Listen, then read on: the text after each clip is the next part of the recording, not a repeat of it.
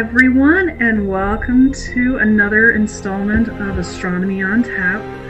So, as the history of the Astronomy on Tap goes, it was basically a gathering of everybody to get together to listen to talks from individuals in our community that share their knowledge about the universe and what they do and some of the latest news. Normally they would get together at a local restaurant and or bar and share fruit, goodies and beer, but sadly, due to COVID, we've now had to resort to being able to meet virtually. So in the spirit of Astronomy on Tap, be sure you have your favorite beverage. My personal choice is a Coke, so that way we can all drink to the universe. Before we do get started, I was informed by a colleague of mine that today is First Responders Day. So if you have your beverage, I would like to propose a toast to our first responders.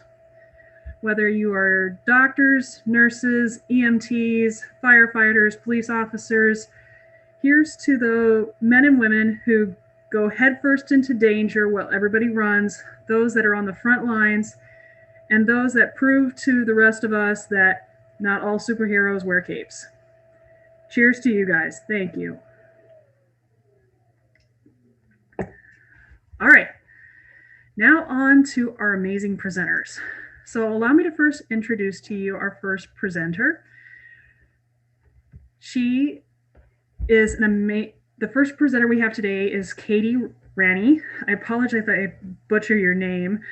She works for the Texas State Parks and is a regional interpretive specialist supporting interpretation and education about 18 state parks in Central Texas.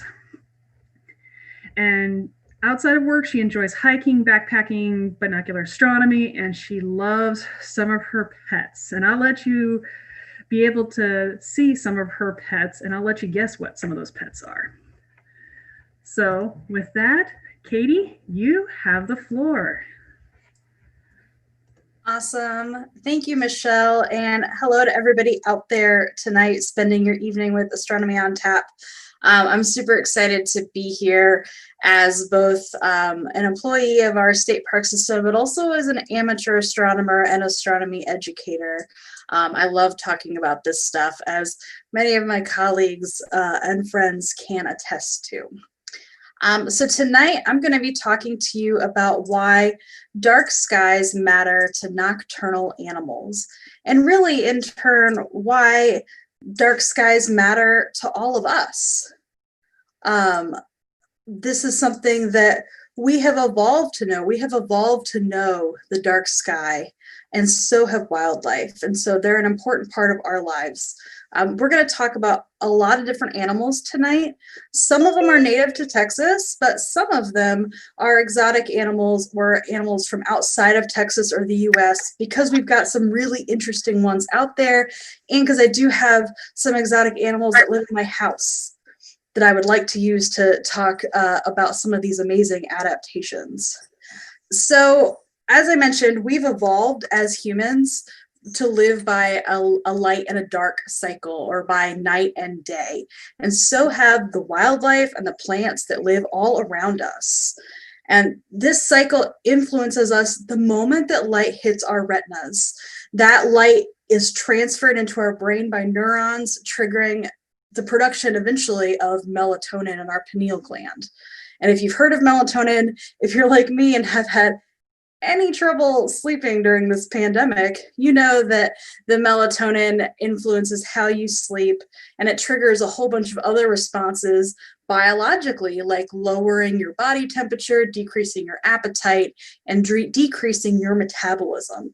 So by living by this light and dark, or day and night cycle, our body is adapted to it. And if you've ever maybe worked a graveyard shift or had to stay up late at night, many nights in a row, you know how that throws you off. You know how it doesn't feel good for your body, because that's not how we've evolved. Animals have evolved the same way. And nocturnal animals actually rely on the natural night to survive. They've adapted to it. Now, when you think about a nocturnal animal, we're talking about ones that are awake at night and asleep during the day. By contrast, you and me, we're diurnal. So we're awake during the day, we sleep at night. There's also crepuscular animals. They're awake during the early morning and early evening hours, and they sleep during the middle of the day and the middle of the night, which honestly is the type of animal that I would like to be. I think that sounds great. So when you think about nocturnal animals, a lot of people, the first one that comes to mind is this guy right here. A great horned owl. So I think of these because they've got their big eyes, and owls are kind of the masters of the night. And by looking at them, we can actually see some of these adaptations to living at night. And the first is, of course, those eyeballs. They're huge. Generally, nocturnal animals who hunt at night are going to have really big eyes. And even if we look at the skull of an owl, we can tell that this is a great horned owl skull replica. Compared to the skull itself, those eyeballs are enormous. And they're facing forward, which means that they are binocular vision, so they're out to look for prey. The same goes for another nocturnal animal. This one is for the skull of this is a replica of a bobcat. And so you can see we've got more big eyes, and they're facing forward. And that's telling me that this animal can probably see pretty well at night, and it relies on those big eyeballs to survive. We also have nocturnal animals who are not hunters, that are more along the prey spectrum, like our North American porcupine. Now, these guys, we can tell that they can't probably see very well at night because they have teeny tiny eyeballs compared to the rest of them, but they've got a big nose to help sniff. And I have my special guest here tonight who's going to show us some other adaptations of nocturnal animals. And this is Fluffernutter the hedgehog. Now, hedgehogs like Fluffernutter are native to North Africa, Europe, and Asia. And we can tell we've got teeny tiny eyes that don't see very well. We've got a great big ears, and we have a very sniffy nose. So this animal is going to be one that's going to be awake at night and is a fierce hunter, maybe if you're a snail or a grub, but is not going to be a fierce hunter. She's more the hunted maybe by a fox or some other larger animal. But you can see compared to the porcupine with those small eyes and long nose, what she relies on to survive. Now, you might think of a nocturnal animal being really active during the day or during the nighttime when it's bright outside because they can see easier, especially like the hedgehog or the porcupine. But in fact, it's actually the opposite. So when there is darkness at night, our smaller prey animals are more likely to be out and about.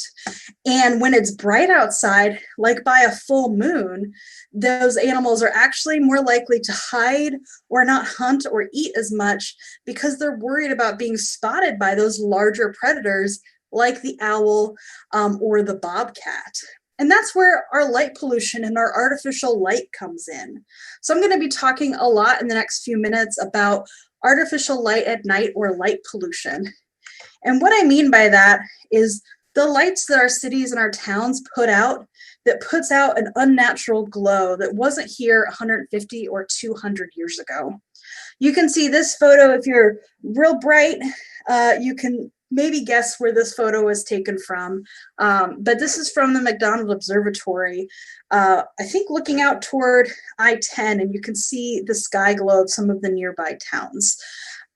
This is something that's unnatural that we have put into the universe for the past 150 years, and neither us as humans or animals have evolved to deal with it. So this artificial light, one of the things that it does is it changes how animals hunt and how they eat, a major part of their life cycle. So going back to one of our non-native animals, the hedgehog. So this one is the European hedgehog. And there's been a recent study that showed that I could have told them that hedgehogs are really like to be in the dark. They hunt in the dark, and if they're given the option between a dark area and a light area, they're going to go toward the dark area. I can tell you that when we turn the lights on here at my house, in the hedgehog's rooms, they will stop whatever they're doing and freeze, like, oh, maybe they don't see me because we've got the lights on. I'll be still. But another more recent study also showed that at feeding stations for hedgehogs in England, the light at the feeding stations didn't actually affect the hedgehogs. So they're food motivated, which I could have also told you. But speaking of food motivated, it's Halloween. We got to talk about the creepy crawlies. So this is a long-jawed orb weaver. And there was another study recently done where they looked at how many aquatic insects these orb weavers were eating at a pond. And so this particular pond, some of the plots were lit by artificial light and some of them weren't. And there are a lot of spiders out there that are very good hunters with very good eyesight. And so that light actually helps them to be able to hunt aquatic insects more. And the spiders were happy, but impacting the rest of the food web because those aquatic insects were not able to get out past the pond. They couldn't get past like the bodyguards of the spiders to be able to get out and enter the food web maybe by another animal. So every single thing that we light at night is going to affect something. It might be really small or it might be really big. And in this case, affecting the lives of orb weavers is really a small thing, but it is all connected. Light pollution and artificial light at night also affects animals that move or that migrate. And this is probably the ones that you're most familiar with. They're in the news a lot lately, and that is the migration of birds. So there are hundreds of bird species that migrate in our country or across the world. And some of them do small journeys. Some of them are journeying from Canada all the way down to the tip of South America. Incredible things. But birds naturally are attracted to light. And so while we might see a city skyline like this, if you're a bird flying above a city or flying above an ocean and coming across this view of lights, you're going to be attracted to that. And we have a lot of birds that are attracted to light that will call to their friend birds when they see the light, attract even more birds there. And then when they get to cities, they don't do well with glass. Bird brains are small. They do not understand the concept of glass. If you've been to a city, you can probably think of glass on all kinds of things, on raised sidewalks, on buildings, on cars. It's a place filled with this treachery for birds. Some birds like ruby-crowned kinglets, ovenbirds, and white-throated sparrows really are the ones that are most affected, are migratory birds that are most effective by lights in cities. Luckily, there are some ways that we're raising awareness. You may have seen on Facebook or on the news about turning lights off for birds. That's something you can do or you can encourage your workplace to do. And I'll share some more resources with you at the end of the program as well. But think about it from a bird's point of view. 200 years ago, they would have been able to fly across the landscape and maybe just see lights from fires or from lamps. But now there's places that birds migrate over where they will always see sky glow from cities and towns. Think the Northeast, for example. There's not a lot of darkness. Even parts of Texas, they're only going to see that sky glow as they migrate. And scientists are still looking at how birds navigate, how they migrate. There's still a lot that we need to learn. But one thing we do know about birds and their migration is that, or birds in general, is that they can see things that we can't. Many can see ultraviolet light that we cannot see. And so one study recently showed that almost or near ultraviolet light actually reduced sandhill crane collisions with power lines, which is huge. They were able to put up lights before the power lines or on the power lines to warn the sandhill cranes so they could make evasive maneuvers well in advance of the power lines. So there are solutions that are coming forth. It's not all doom and gloom about our bird friends, but there is still a lot more work to be done. Another flying animal that's affected by light pollution, if you are from Texas or you live here, I bet you know what I'm going to talk about. Our bat friends. So we have lots of bats that migrate through Texas and also live here all the time and rely on the skies for hunting. And an unnaturally light sky can impact how they hunt. It can attract them to places that they really shouldn't be. And they can also affect the insect population that our bats are feeding off of. Bats are hugely important to the ecosystem and also to us as producers of agriculture. So these guys right here, these Mexican free-tailed bats, they're worth billions of dollars of pest control. So when we look at it from the economic perspective, not just that nature perspective, we can't live without bats. And in fact, I think this week is National Bat Week, so we can raise our glass to that as well for being really important parts of our lives and of nature.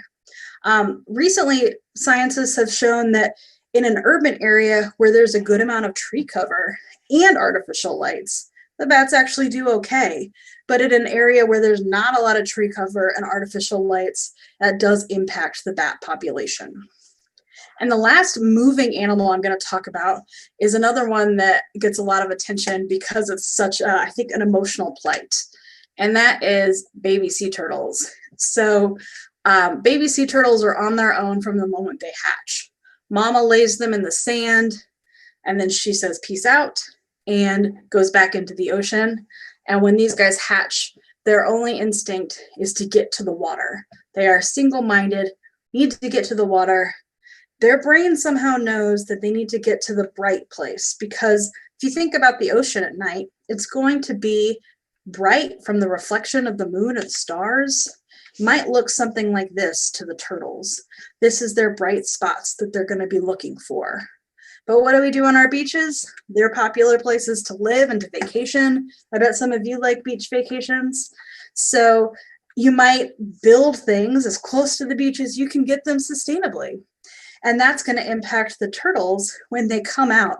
So imagine for a moment that you are a just hatched turtle. The only thing you know how to do is to go to the water, go to where it's light. And this is the scene that you're faced with. We've got sort of bright lights on the left-hand side.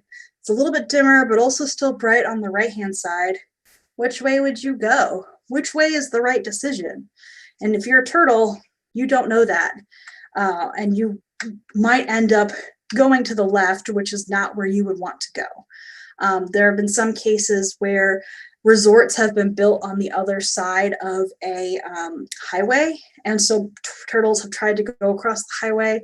It's not great for them. They're a really common prey animal because they're very small. And so we need to help them out to give them their fighting chance that they were evolved to have to go toward the light ocean instead of the light beach area. Now, studies have also shown that they are less attracted to like warmer toned light. So maybe even like the light in this picture would be great for turtles because they don't really mind that. It's more that like bright LED light that really affects them, that blue tone, kind of in the background here, actually. And speaking of animals that get eaten a lot, some of my favorites are amphibians. And they are ones that are preyed upon by all kinds of other animals, a little nugget to eat. And they're also affected by artificial light at night. So we see that toads and frogs, they call at their ponds for a lot of reasons, but one of the reasons they call is for attracting a mate for reproduction. And so science has shown that they tend to call less at ponds that are artificially lit. And so that's going to impact their eventual mate finding and reproduction if they're not able to do those activities. There was another recent study on the common toad, which, by the way, is not what this picture is. This is a Houston toad, my personal favorite toad, very charismatic, as you can see. But this particular toad the study was on was they think that the artificial light at the ponds affected its hormones and it made mating not as successful, which is really bad for the next generation of frogs and toads. And that's going to change their future and could possibly change all of our futures. And that's why we work to protect the night sky and Texas Parks and Wildlife, and why we like to spread the word, because by protecting the night sky, we're protecting more than just a pretty view of the stars. We're preserving the natural night that animals depend on to survive. And one way we do that is to try to reduce our artificial light at night at parks and our light pollution that we are contributing. You know, we can't have our parks look exactly like they might have looked 150 years ago because we need lighting for safety and security, just like you do at home. But we are working toward retrofitting fixtures and basically just making our parks a welcoming place for people and animals. So you can visit some dark sky parks. We have 5 that are currently certified by the International Dark Sky Association, including Devil's River. The last one on the list is a night sky sanctuary, which is amazing. That's one way that you can kind of contribute to the cause. Come see our beautiful stars. But if you can't make it to one of these, we've got 83 others that you can visit that are going to have a good view, whether it's McKinney Falls in downtown Austin or Palo Duro in the Panhandle. Lots of options for amazing night sky views. You can learn more too. These are some of my favorite resources. The International Dark Sky Association is a great place to start. If you work in a city or would like to evaluate your workplace or your home, you can look into the Fatal Light Awareness Program, or FLAP, which started in Toronto as a response to bird collision with skyscrapers. And they've got some really great resources. You can also look at your lighting at home if you're in control of it and replace it with bulbs that are warmer in color and fixtures that are shielded if you're able to do that. And this is all because the natural light is something that we all depend on for survival. It's not just wildlife, it's us humans too, and it's our future, and it's the idea of science and curiosity all ties into what we see in the universe. When the last star fades away behind the ugly glow of our own creation, I suspect public interest in astronomy will simply fade away with it. After all, how do you convince someone to care about a forest wilderness who has never wandered in a meadow, climbed a mountain, or even seen a tree? You're here because you're interested in astronomy, and this is something that you can contribute to, whether it's making your own backyard a better place for wildlife, talking to your workplace or to your city, visiting a park, or educating others. We can all help to protect our natural night for wildlife. So thanks, y'all. I think we've got a few questions, but we do have the next several minutes set aside for questions, and I would love to talk to you about animals, or if you have any questions about observing in state parks or astronomy in state parks, or what state park you should visit for whatever activity, I'm here for you. Awesome. Thank you for that wonderful presentation, Katie. It was very informative. I know I learned a lot. I also love the picture of all the different animals. They are really unique. All right, so our first question comes up from Sandra, and she asks, what are some good arguments to give as an example to convince neighbors to turn off their lights at night? I feel many people still think it is safer with lights out during the night, although research does not support this feeling. So there are some amazing resources on the International Dark Sky webpage. And there's also some pictures out there that show some of those like old style street lamps that let all that light, they're kind of the dome style, they'll all their light up. And there's actually a person standing underneath the light and you don't even see it because they're shrouded in shadow and there is glare. Those are really impactful. So if you're able to even replicate that, like take a photo in your yard or in their yard, depending on how close you are with them, it's so impactful for me to be like, oh my gosh, I didn't even see the scary intruder in the corner because the light was so bright. And you can also be a good example and demonstrate that at your own house if you're able to. I will say here at my house, we have a front porch light that's shielded. It's a dusk to dawn bulb, so it is on all night, but it is shielded and it is a warmer color. So all the animals that live in our front landscaping, because we plant all native plants, and we've got tons of lizards and skinks and snakes in there. They love it. And that's kind of how we're promoting our dark sky agenda. But we also have our power company that has a really bright light on the pole, like literally in our neighbor's backyard, that we have no control over. So it's what you have control over, and maybe you can lead by example in that way. Absolutely. I know for sometimes I use as an example and with some of my neighbors, I said, here's my electricity bill before I changed some of my lights. Here's my electricity bill, what it is. And sometimes money speaks. So by showing that can definitely encourage your neighbors like, oh my gosh, I can save X amount of dollars by just switching this.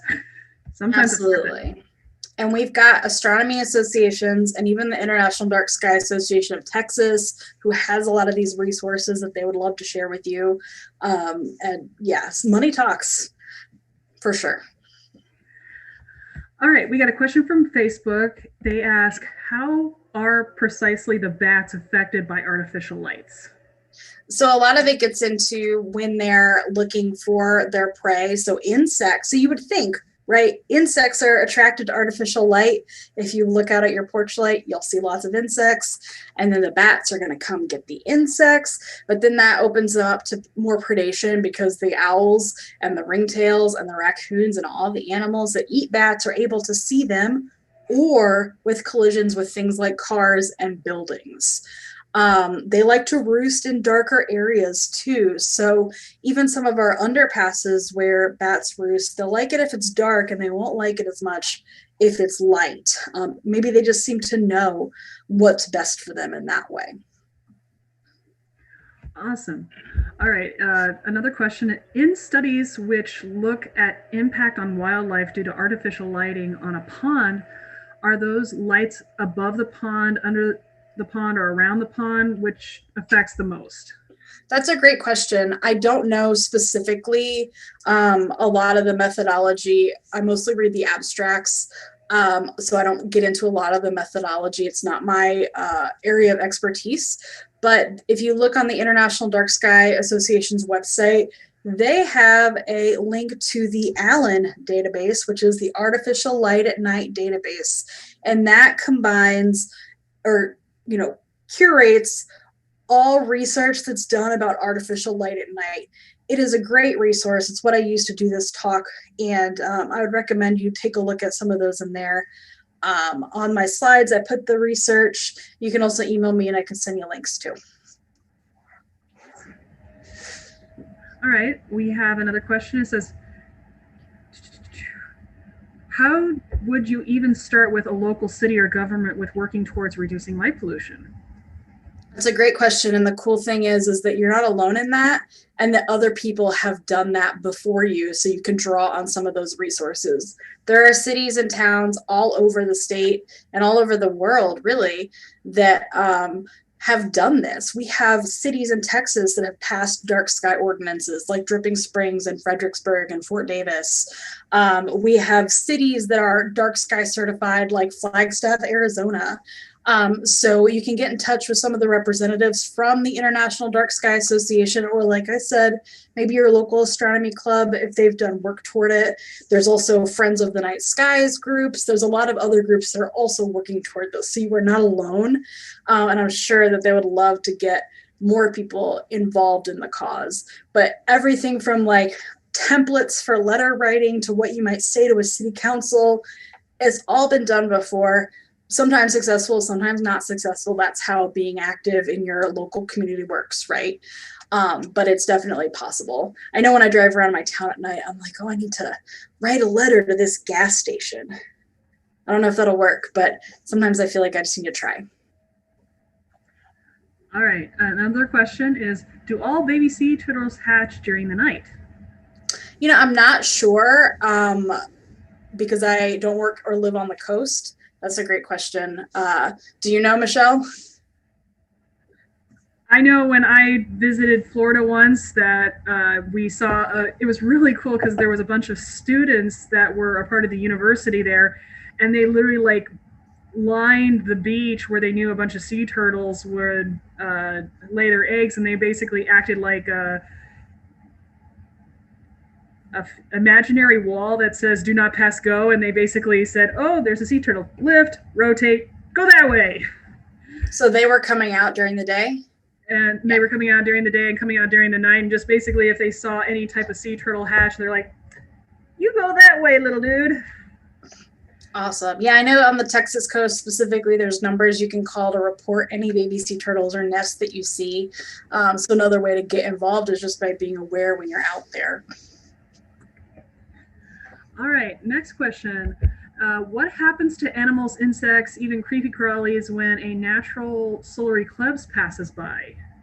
Oh, I had the great pleasure of driving to Nebraska for the solar eclipse of 2017, and it was wild just from my personal experience. Like the crickets started chirping. Some of the birds, they just sort of quieted down because it happened, in the afternoon where I was. And so it was very surreal because it really does mimic early evening or early morning where things are settling in. And I would imagine that there might be a little confusion among animals as well, because they're maybe perhaps not expecting it to get dark. But it was a very marked response in the wildlife. And that's definitely something that's been studied. So I specifically was in sort of like an open prairie, grassland, mixed forest area. So it was mostly crickets and birds that I was really aware of how they reacted, but it was extremely noticeable. All right, next question. What about local state park and reducing light pollution? What avenues can they go through that? How can a local state park? Yeah. So the first thing I like to suggest is to look at the lighting. So if you are, a volunteer and like you want to look at a state park's lighting, get in touch with the people at that park and they'll let you know what they need. But just being there at night and being able to see what lights are really bright, what's not shielded, what is shielded, what the bulbs are, what the temperatures of those bulbs are. That's going to be the very first thing to do, is just to look at those lights. And then maybe you can evaluate, is there stuff you need? Is there stuff you don't need? Just kind of depends on what that kind of baseline survey says. All right, are there any other questions for Katie?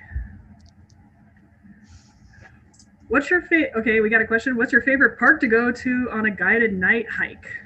Thanks, Louisa, for that question. Um, so there's so many options. I will say Brazos Bend State Park just out of Houston is really fun to go to at night. They've got some great trails that are flat and even, which is what you want at night because you don't want to be worrying about your footing. You want to be thinking about where you're going, what you're going to see. And at Brazos Bend, you can see birds and amphibians, but also you can see the red glow of an alligator's eye if you look carefully. And I think that's just really thrilling to be able to see at night from a safe distance. But really, I really love night hiking, not only to enjoy the wildlife, but also to look at the stars and whatever planets are out. There's a whole realm of it. I love combining both of those, wildlife watching and astronomy.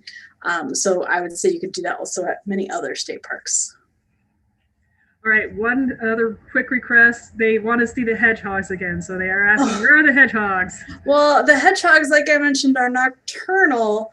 And we just hit sundown here. So they're actually, Fluffernutter went back to sleep, I'm sure, for a couple more minutes. We usually get them out at like 8 or 8:30 every night. And then the one closest to me is a foster hedgehog who's very grumpy. So unfortunately, no more hedgehogs for tonight. I'm sorry. All right, one last fun question. Since we're kind of getting close to Halloween, what is your favorite Halloween candy? Anything gummy. Or should I say Milky Way? Because it's like an astronomy thing. Yeah, anything gummy. I'm all about it. All right, are there any other questions? All right, if there are no more questions, thank you, Katie, for your awesome presentation. We're now going to switch over to Samantha and have her give her presentation. All right, so just to give you a little bit of a background on Samantha, Samantha is an informal educator and has a particular fondness for astronomy and wildlife. She is a volunteer manager at the Witte Museum and happily volunteers for Astronomy on Tap and the Taste of Science of San Antonio, as well as the Texas Parks and Wildlife. In fact, I think she mentioned she was an ambassador for the Parks and Wildlife, which is really cool. She loves helping people learn and to keep connected with the wildlife all around us. and she's looking forward to witnessing things including a solar eclipse, aurora borealis, and hopefully in 2061, Halley's Comet comes back. So, Samantha, take it away. All right. Hello, everybody. I am very excited to be here. My name is Sam Toback. I am going to be talking to you guys today about archaeoastronomy, digging in the dark. Also, as expected, my sweet kitty cat decided to come say hello to everybody. So this is S'mores. Hi, S'mores. She does not like being left out of Zoom calls, so she's going to be hanging out with us for a little bit. All right. Now, before we get started, I want to make sure that we acknowledge the land around us. We are all on Indigenous land. San Antonio, Texas, which is where I am located, is the land of the Humanos, Tonkawa, and Coahuiltecan peoples. I got this information from a website called Native Land, as well as from the San Antonio government website. That map that you see there on the right is a screenshot of the Native Land website. It's a really wonderful resource if you would like to learn more about the peoples who have lived on the land that you are currently on, and honor and respect and support those peoples. If you're in San Antonio like me and would like to support local Indigenous groups, I recommend checking out American Indians in Texas at the Spanish Colonial Mission. They do a lot of really great work here in town. So about me, that's what I look like to all of my friends and family. I have a lot of varied interests, a lot of different passions, and I like to connect all of them in various different ways. So my day job at the Witte Museum, I am the programs and volunteer manager. I also volunteer with Astronomy on Tap as one of our organizers. So I'm one of the folks that help make sure that you get to come and hang out with us at Blue Star Brewing Company and enjoy a good beer and enjoy a great astronomical themed talk. I am also a volunteer with Parks and Wildlife. Just in general, I volunteer with various events and different parks. And in 2018, I was the state park ambassador for Palmetto State Park. I also recently this year became the city lead for Taste of Science San Antonio. So as you can tell, my interests are varied, all over the map. I like a lot of different things and I like getting other people excited about them. But this is what I look like. I'm not actually Charlie Day. So this is an interactive presentation. I want you to pull out your phone, pull out a tablet, open a new tab on your computer, and go to menti.com and enter that code at the top, 1326659. And when you get to that page, it should give you an option to type in, what do you think of when you hear the word archaeology? So take a moment to go to menti.com and start typing in those answers.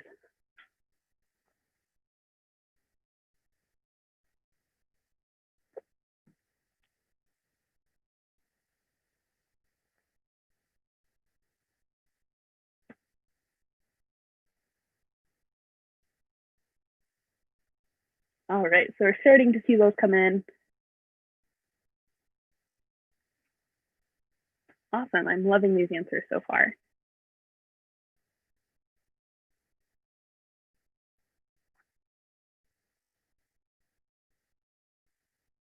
Awesome.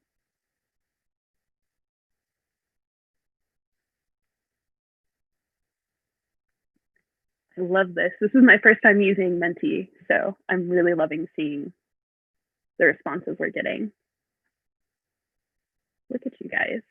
All right, I'll give everybody a few more moments, see what else we can find, what else we think of.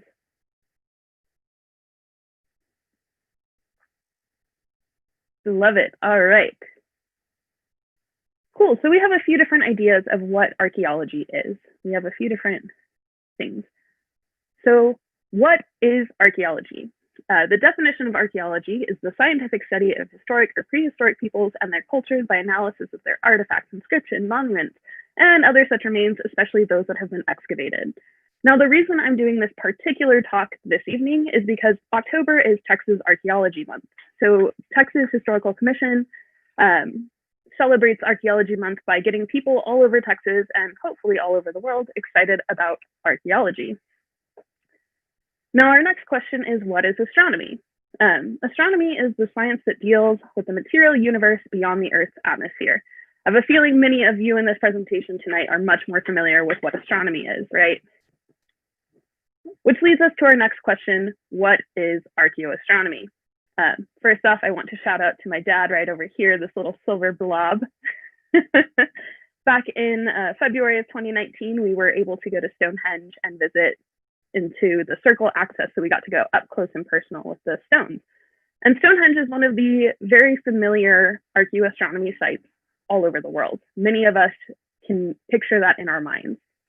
So archaeoastronomy is the branch of archaeology that deals with the apparent use by prehistoric civilizations of astronomical techniques to establish the seasons or cycle of the year, especially as evidenced by the construction of megaliths and other ritual structures. But that leads us to a second question. How do we know that these alignments are intentional and not coincidental? How do we know that this is on purpose to align with the skies? All right. Oh, look at all those icons. This is so exciting. So we are going to have a quiz portion of this presentation as well. Unfortunately, the only thing you get as a prize is a virtual high five from me, but you're going to get a question here in a second. The faster you answer, the more points you get.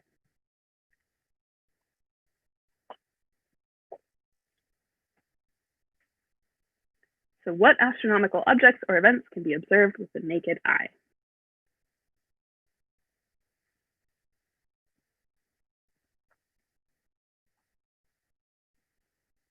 Time's up.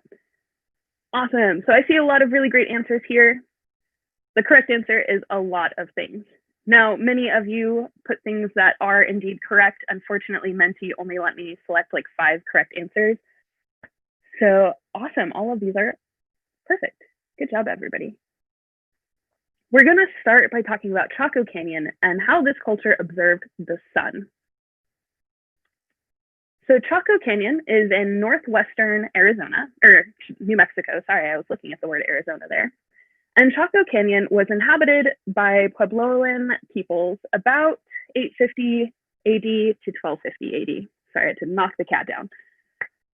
These people are the ancestors of modern day Puebloan tribes, as well as the Hopi peoples. So we know that these people have continued to make observations of the sky.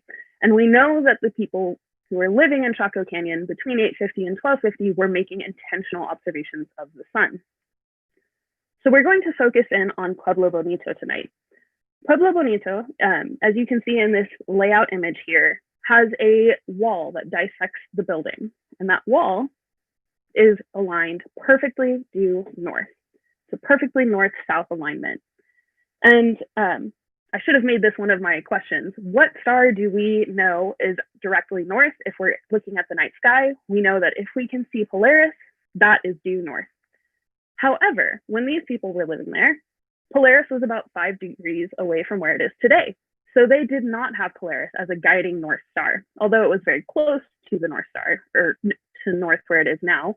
It was not that key central point where we know exactly which way is north. The only way for people to know the direction of north is to make observations of the sun. So the sun casts a shadow throughout the day from sunrise to sunset. And when the sun reaches zenith, which is the highest point in the sky, that shadow points directly due north, which you can see right there, we hit zenith. As that sun continues to move throughout the day, it's moving that shadow back and forth throughout time. And if you observe the shadows that the sun casts over time, you're able to figure out, yes, that direction is due north. For me, where I am, that way is due north. If I were to observe the shadows, I would be able to recognize that. All right.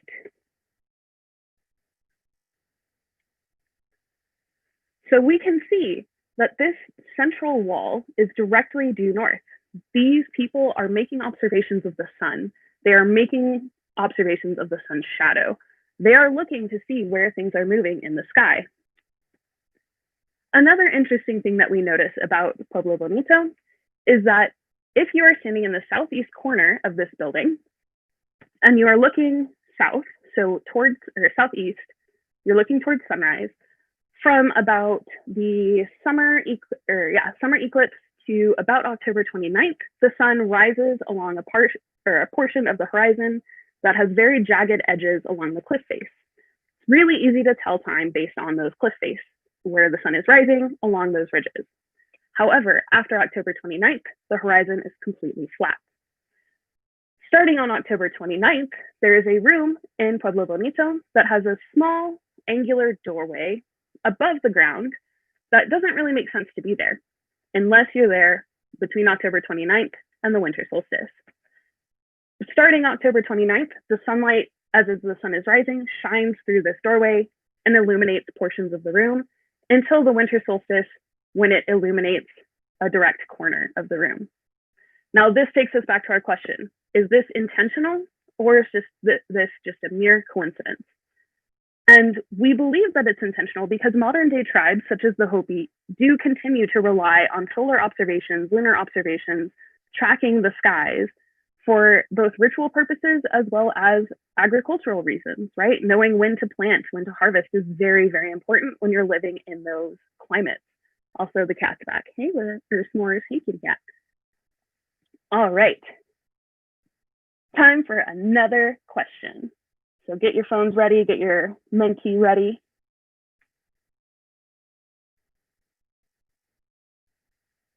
Pueblo Bonito was the largest building in the continental US until the 1800s. Is this true or false?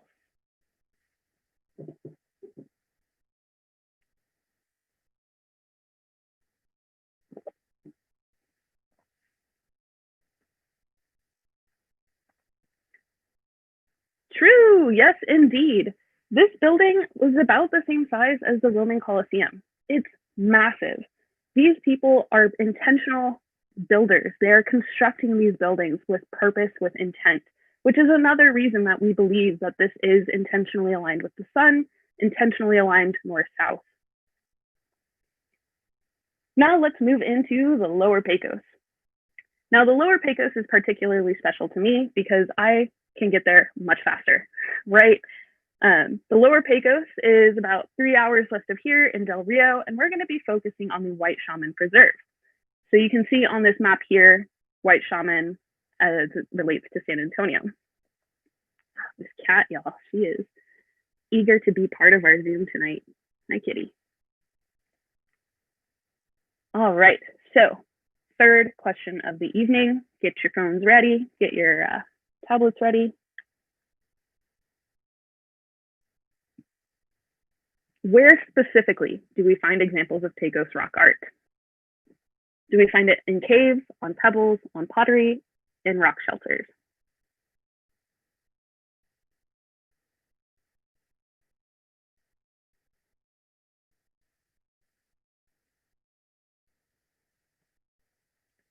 Haha, I tricked some of you. Yes, we do find it on pebbles and we do find it in rock shelters. The places where these people lived were not deep enough, geologically speaking, to be called caves. These are shelters, cutouts in the side of rock faces, such as this one here, which is the Fate Bell Shelter at Seminole Canyon State Park or just outside of Del Rio in Comstock. We also find it, hopefully this will show us the answers, perfect. We also find their art on pebbles. We call these painted pebbles, and we find them scattered throughout this region. These people did not make pottery, or at least we don't find archaeological evidence of them making pottery. They lived here between 2,000 to 10,000 years ago, so a very, very long time ago. We find their art in rock shelters and on those pebbles throughout the region. Now, like I said, we're going to focus in on White Shaman specifically, because not only am I more familiar with it, but the Witte Museum offers tours to this site. So you can go and you can see this rock art in person. It's incredible to see. I will warn you, it's a very tough hike. It's about a mile vertically down, a mile vertically back up, but it's so, so worth it. There are still a few times available for December tours, and the 2021 dates will be coming out early or sometime next week. You can find that information on the Witte's website, wittemuseum.org.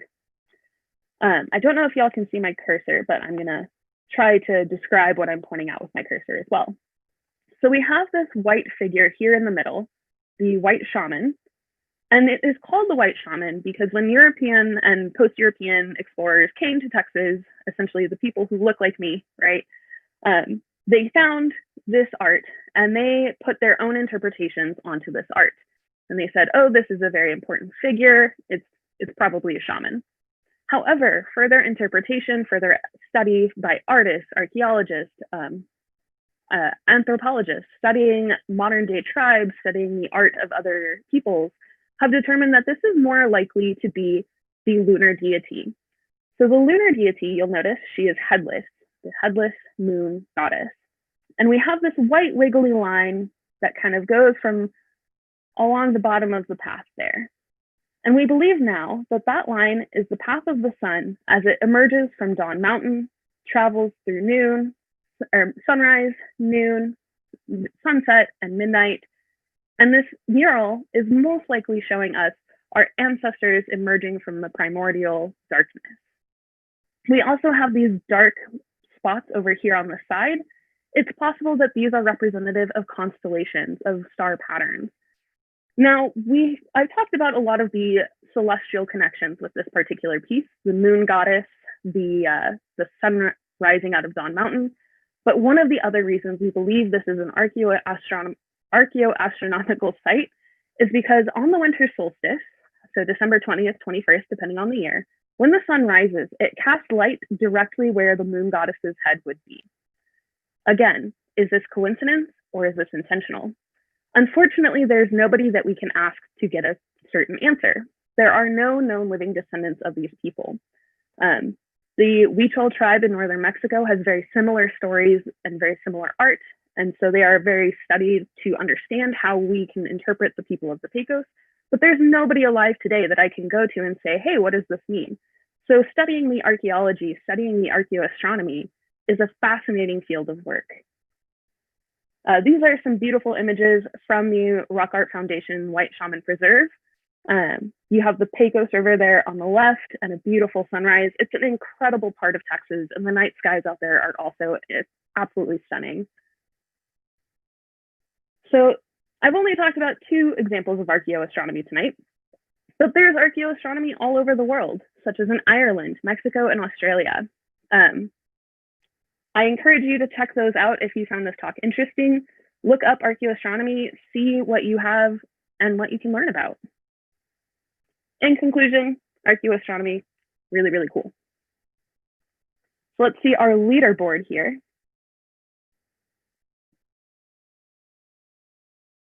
Oh, that was close. Good job, Louisa and Joanna with a couple points difference there. So virtual high five. You guys are awesome. Great job, everybody. Cheers. And you can contact me at that email address. Any sort of images that were not cited are from my personal collection or from the Canva Pro database. I hope you all enjoyed. Awesome. Thank you for that awesome presentation. I know one of the planetarium shows I've been working on involves archaeoastronomy, so hearing some of the new information from that has been really fun. So thank you for that wonderful presentation. All right, are there any questions for Samantha? Okay, we do have a question. Other than the sun, what other celestial bodies have civilizations used to measure the sky, the dates and time and anything?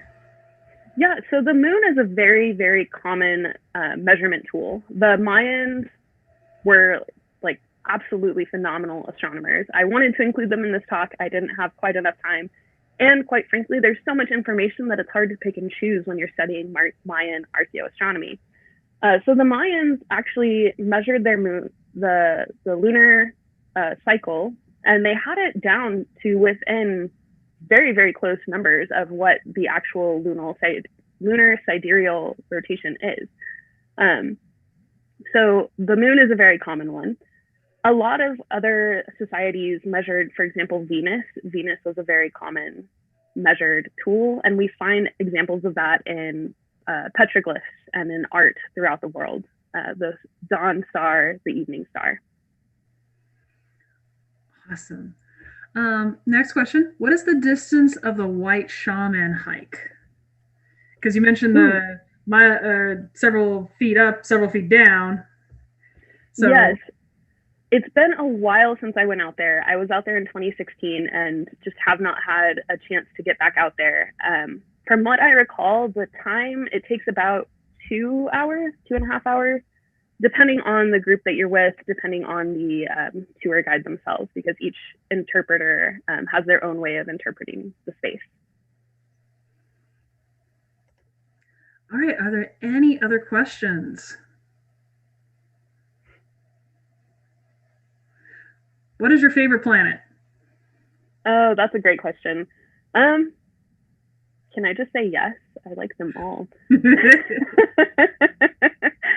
Venus has become pretty interesting to me lately, so I'm hoping to do a bit more research about Venus in general. Where is the next site you would want to visit from all these archaeoastronomy sites? Oh my gosh. So I've never actually been to Chaco Canyon, and I would love to visit.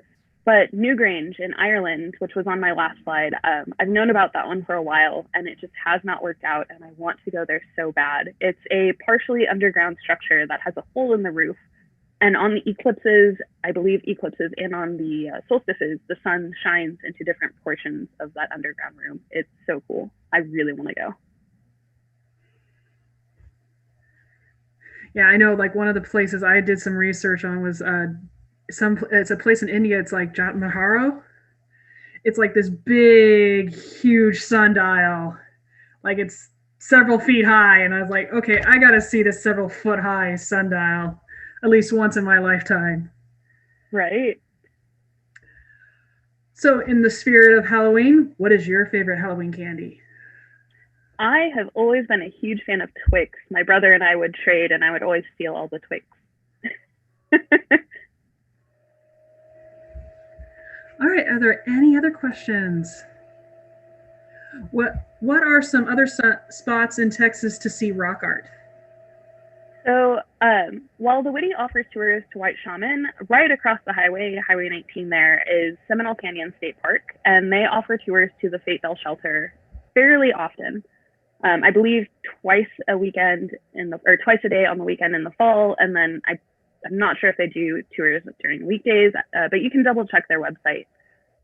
Devil's River State Natural Area, I believe, has some petroglyphs and some of the ancient art. However, I'm not very familiar with how often they offer tours to those sites, if they do at all. In the spring, traditionally, the Witte does what we call Rock Art Rendezvous, and we have this weekend-long this crazy rock art event where experts in the field come out and talk all about the Pecos rock art. And they do tours to various different sites in the region. If you go to the Witte's website and look at our White Shaman tours, we do also offer tours to other sites such as Bonfire Shelter. Quick question. So do you have to have a tour guide to go to the White Shaman? Yes, you do have to have a tour guide to go to White Shaman and to Fate Bell. Okay, so what the next question is what is the closest archaeoastronomy site towards San Antonio? To my knowledge, Fate Bell and White Shaman are the closest. However, I'm neither an archaeologist nor an astronomer, so there may be other sites that are closer, but these are the ones I'm most familiar with. And ultimately, I know we do have some audience members that join us from different parts of the United States. So I know there's some in Wyoming, and then of course there's some in New Mexico, and there's a bunch across the United States, especially in the Southwest area. So yeah, people have been living in the Southwest for so long. It's almost impossible to not find examples of archaeoastronomy. So. Do you believe there are still more undiscovered astronomy sites out there? Absolutely.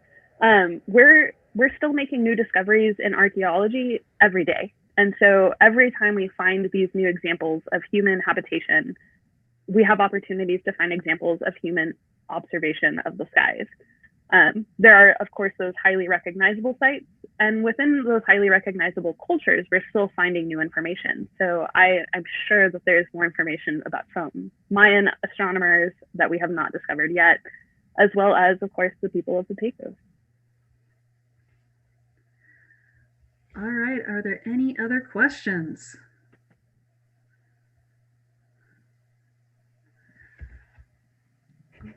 All right, if there are no more questions, Thank you, Samantha, for an amazing talk. Thank you, everybody, for joining us for Astronomy on Tap.